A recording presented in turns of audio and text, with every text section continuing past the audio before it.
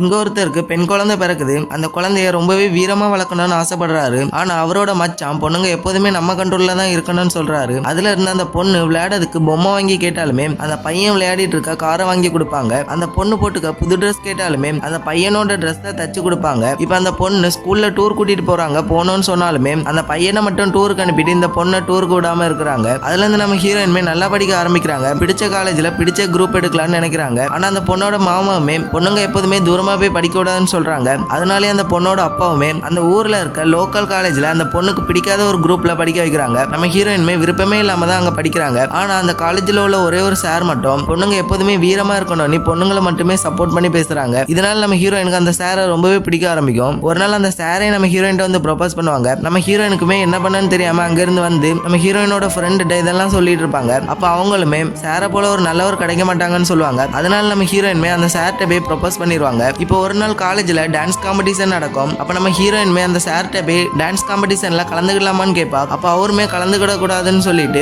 Night 12 மணி வரை யார்கிட்ட பேசுறான்னு சந்தேகப்படாம ஆரம்பிக்கிறாங்க. அப்படிதான் ஒரு நாள் நம்ம ஹீரோயின் லைப்ரரியில புக் எடுத்துட்டு இருக்கும் போது அவளோட இடுப்பு தெரியும். அதை பசங்க எல்லாம் பாத்துருவாங்க. இதை அந்த சாருமே பார்த்துட்டு நம்ம ஹீரோயின்ட்ட இந்த மாதிரிலாம் ட்ரெஸ் போடக்கூடாதுன்னு சொல்லிட்டு நம்ம ஹீரோயினுமே அரைஞ்சிருவாங்க. அப்ப நம்ம ஹீரோயினுக்குமே தெரியுது இவருமே மத்த ஆம்பளைங்க போலதான் இருக்கிறாங்க.